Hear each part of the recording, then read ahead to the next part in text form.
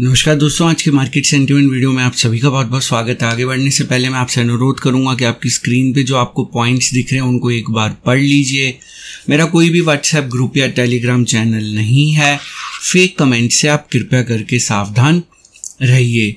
तो दोस्तों, जैसा कि हमने पिछले मार्केट सेंटिमेंट वीडियो में चर्चा की थी, फ्राइडे वाले मार्केट सेंटिमेंट वीडियो में, कि यहाँ पे हमारा जो अंडरग्राउंड मनी फ्लो है वो पॉजिटिव है और जब तक मार्केट 19,315 जो कि हमारा एक एल्गो पॉइंट है उसको ब्रेक नहीं करती, मार्केट का सेंटिमेंट पॉजिटिव हमें देखने को मिलेगा।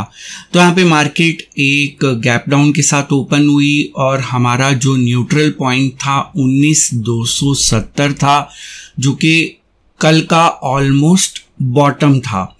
तो वहां से हमने देखा कि मार्केट किस तरीके से लगभग 200 पॉइंट ऊपर की तरफ आई और बीच में मार्केट को यहाँ पे एल्गो पॉइंट के ऊपर एक रेजिस्टेंस भी देखने को मिला। तो यही अपडेट्स मैंने कल शेयर किए थे, जहाँ पे हमारा न्यूट्रल पॉइंट हमने 9:25 पे जो कि अपडेट शेयर किया था, वहाँ पे सेंटिमेंट स्ट्रॉन्ग था। एल्गो पॉइंट एक रेजिस्टेंस का काम कर रहा था। मार्केट कुछ देर वहाँ पे कंसोलिडेट भी हुई, लेकिन उसके बाद एक ब्रेकआउट हुआ और मार्केट तेजी से उसके बाद ऊपर की तरफ गई।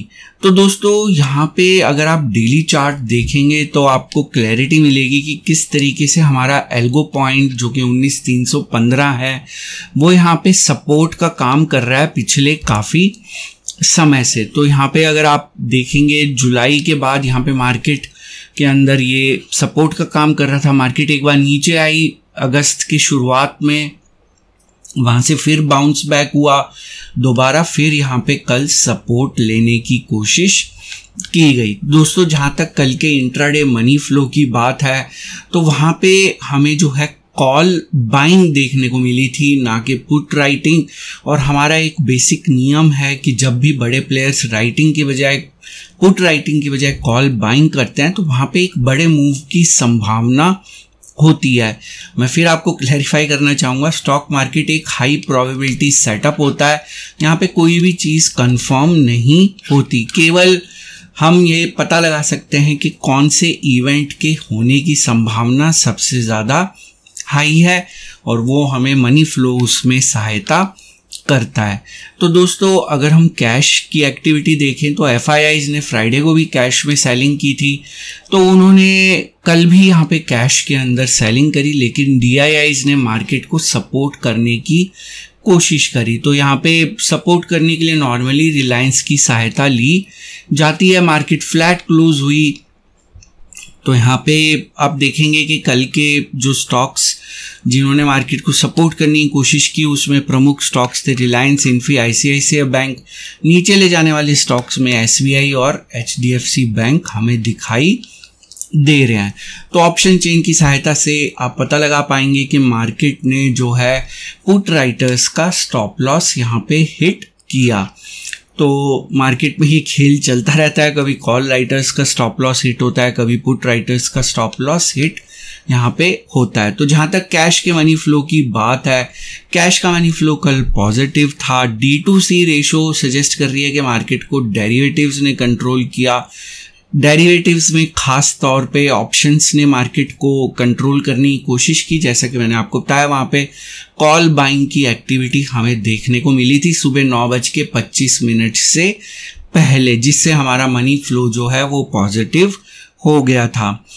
तो अगर हम यहाँ पे ऑप्शंस का मनी फ्लो देखें, ऑप्शंस का मनी फ्लो पॉजिटिव है। इंटरेस्टिंगली अगर हम फ्यूचर इंडेक्स की बात करें, वहाँ पे हमें मनी फ्लो सजेस्ट कर रहा है कि लॉन्ग अनवाइंडिंग की गई।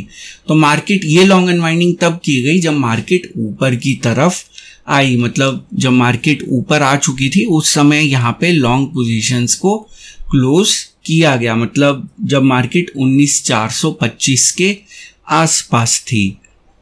तो वहां पे कुछ लॉन्ग्स ने अपनी पोजीशंस को क्लोज किया और इससे नेट मनी फ्लो नेगेटिव हो गया। यहाँ पे जो मार्केट को ऊपर ले जाने की कोशिश भी की गई, वो क्लाइंट्स के अंदर शॉर्ट कवरिंग का भी योगदान था, ऑप्शंस का तो योगदान था ही, लेकिन इसके अलावा जो ये 13,705 पोजीशंस क्लोज की गई हैं इसका भी योगदान था। लेकिन हम हमेशा एनालिसिस नेट बेसिस पे करते हैं, ना कि ग्रॉस बेसिस के ऊपर।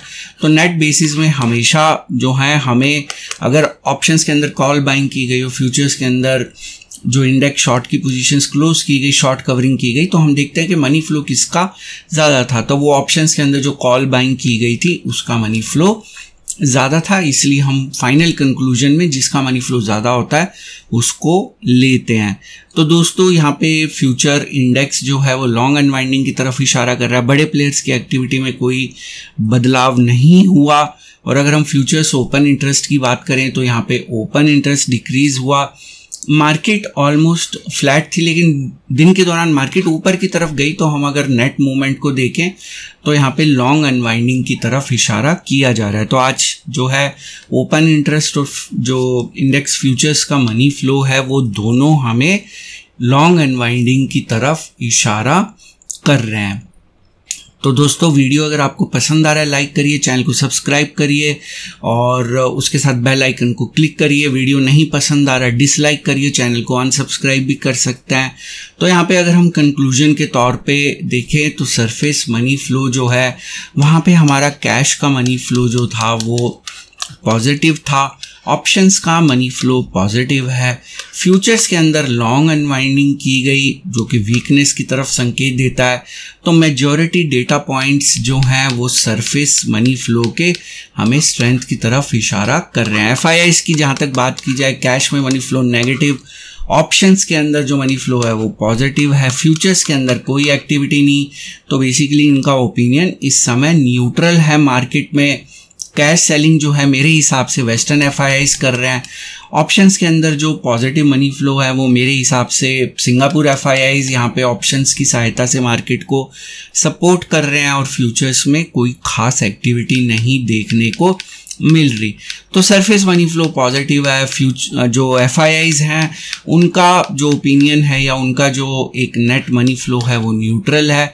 और अंडरग्राउंड मनी फ्लो मैंने आपको अपनी स्क्रीन पे दिखा दिया है इस वीडियो के दौरान। जिन लोगों ने ध्यान से वीडियो देखा है उनको वो दिख जाएगा। तो दोस्तों यहाँ पे इस वीडियो का एक डिस्क्लेमर भी है जो कि आपको अपनी स्क्रीन पे दिख रहा होगा। ये वीडियो मैंने सिर्फ एक एजुकेशन, लर्निंग और इन्फॉर्मेशन के पॉइंट ऑफ व्यू से बनाया था। यहाँ पे मेरी आपको कोई सजेशन, सलाह या राय नहीं है कि आप किसी भी स्टॉक या इंडेक्स में बाय, सेल या होल्ड की पोजीशन बनाएं। किसी भी निवेश या ट्रेड से पहले अपने फाइनेंशियल प्लानर या इन्वेस्टमेंट एडवाइजर की सलाह जरूर ले लें। केवल उन्हीं की सलाह के ऊपर किसी तरह के निवेश या ट्रेड का निर्णय लें। जो भी जानकारी मैंने आज के इस वीडियो में दी है सभी डेटा पॉइंट्स पे आधारित है। सभी डेटा पॉइंट्स पब्लिक डोमेन में अवेलेबल हैं जिनको आप खुद जाके क्रॉस चेक, क्रॉस वेरीफाई कर सकते हैं। मेरे द्वारा दी गई जानकारी 100% गलत साबित हो सकती है, इसलिए मेरी दी गई किसी भी जानकारी के ऊपर किसी भी तरह का कोई भी निवेश या ट्रेड का निर्णय ना लें। तो दोस्तों आज का मार्केट सेंटिमेंट वीडियो देखने के लिए बहुत बहुत शुक्रिया। आप सभी को जो इंडिपेंडेंस डे है, स्वतंत्रता दिवस है, उसकी हार्दिक शुभकामनाएं। हम कल फिर मिलेंगे मार्केट सेंटिमेंट के एक नए वीडियो में, एक नई जानकारी के साथ, एक नई सीख के साथ, एक नई लर्निंग के साथ। तब तक आप अपना ध्यान रखें।